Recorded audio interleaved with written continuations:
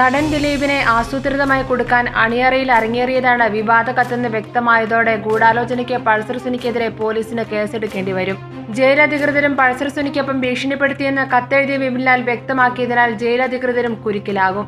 ഈ മൊഴി കോടതിയിലും വിപിൻലാൽ ആവർത്തിച്ചാൽ പോലീസ് കേസെടുത്തില്ലെങ്കിലും കോടതി നേരിട്ട് സുനിക്കും ജയിലധികൃതർക്കുമെതിരെ കേസെടുക്കേണ്ട സാഹചര്യമുണ്ടാകുമെന്നാണ് പ്രമുഖ അഭിഭാഷകർ ചൂണ്ടിക്കാണിക്കുന്നത്.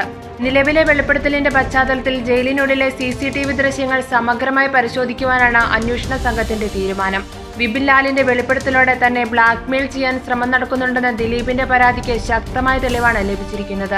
കത്തെഴുതിയയാൾ തന്നെ ഇക്കാര്യം വെളിപ്പെടുത്തിയതോടെ പൾസർ സുനി ജയിലിൽ നിന്നും വിളിച്ചവരെ കേന്ദ്രീകരിച്ച് പോലീസ് അന്വേഷണം ഊർജിതമാക്കിയിട്ടുണ്ട്. നാദിർഷയെ വിളിച്ച് പ്രതി 1.5 കോടി ആവശ്യപ്പെട്ടപ്പോൾ ദിലീപിന്റെ പേര് പറഞ്ഞാൽ 2.5 കോടി തരാൻ ആളുണ്ടെന്ന് പറഞ്ഞതും നടൻ പൃഥ്വിരാജ്, പൂർണിമ, ആന്റണി പെരുമ്പാവൂർ എന്നിവരുടെ പേരുകൾ പരാമർശിക്കുകയും ചെയ്തതിനാൽ ഇവരെയും വിളിച്ചു വരുത്തി ചോദ്യം ചെയ്യേണ്ടതും അനിവാര്യമായിരിക്കുകയാണിപ്പോൾ. പൾസർ സുനിക്ക് അനുകൂലമായാണ് സഹതടവുകാരൻ വിഷ്ണുവിന്റെ മൊഴിയെങ്കിലും കത്തെഴുതിയ വിപിൻലാലിന്റെ മൊഴിയാണ് കേസിൽ നിർണായകമാവുകയെന്നാണ് ഉന്നത പോലീസ് ഉദ്യോഗസ്ഥർ ചൂണ്ടിക്കാട്ടുന്നത്.